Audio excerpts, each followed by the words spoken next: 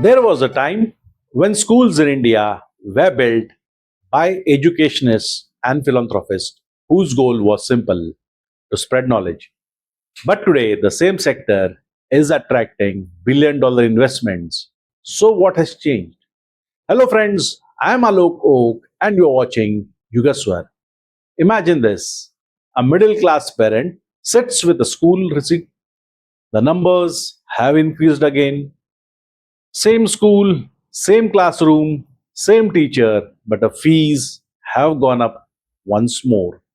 Tuition fees are higher, transport charges have increased, books must be bought from a specific vendor, and uniforms only from an authorized supplier. And somewhere, a quiet question arises in the mind of every parent: is education becoming a business in India? Today, let's talk about a silent transformation taking place in the country, that is, commercialization of education.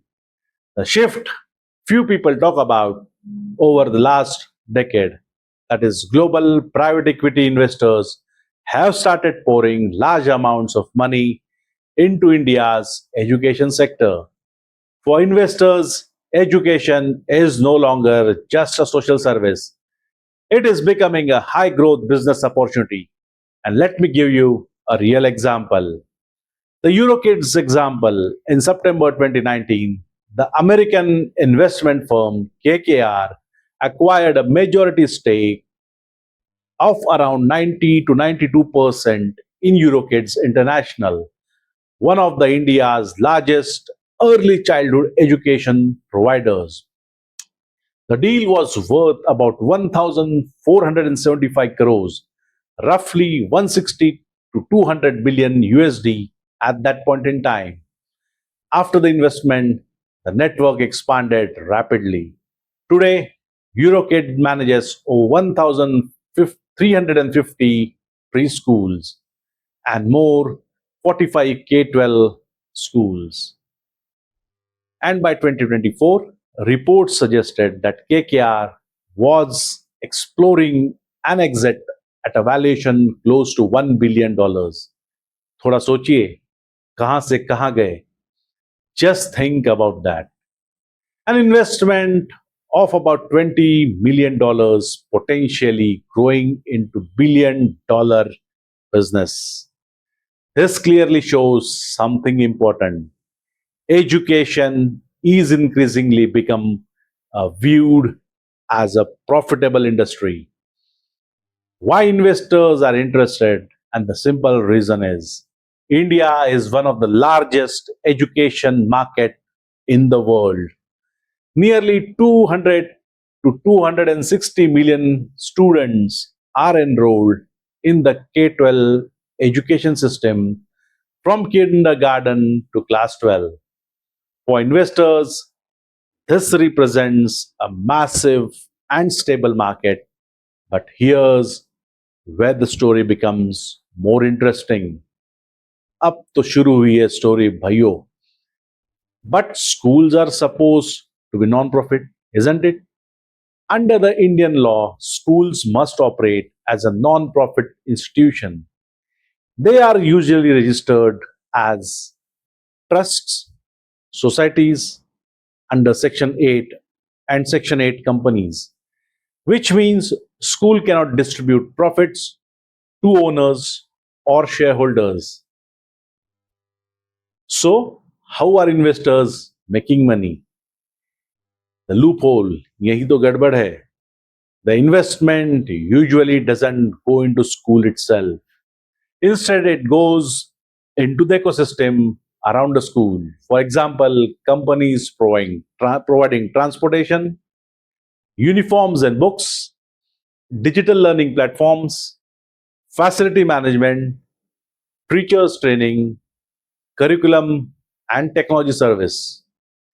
These services are run by for profit companies connected to the school network, and the revenues from these services can be very significant.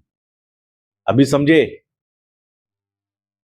So technically, the school remains non-profit, but the ecosystem around it becomes highly commercialized. Another example, global investment giants Blackstone, which manages more than $1 trillion in assets, has also shown interest in India's education sector. Reports indicates discussions to acquire a stake in Jayashree Periwal International School for around 150 to 200 million dollars. The broader plan includes investing 600 to 700 millions. The broader plan includes to invest 600 to 700 million dollars to build a large educational platforms. And these numbers show the scale of investments entering in India. Friends, if you have seen my last video on privatization of hospitals, both KKR and Blackstones were the investors in those hospital networks. And why this matters? Private equity investors always work out with a timeline for exit, typically 5 to 7 years, which means revenue must grow. And when the revenues must go, fees often increases. This raises an important question. Will school focus on holistic education and nation building, or will they focus on financial returns and expansion targets? Education is a constitutional right. Education is not just another service. It is a fundamental right in India. So, under Article 21A of the Constitution, every child between 6 to 14 has the right to free and compulsory education. This was implemented through Right to Education Act, which came in 2009 and which came into force in 2010. Education is meant to build citizens and not just profits.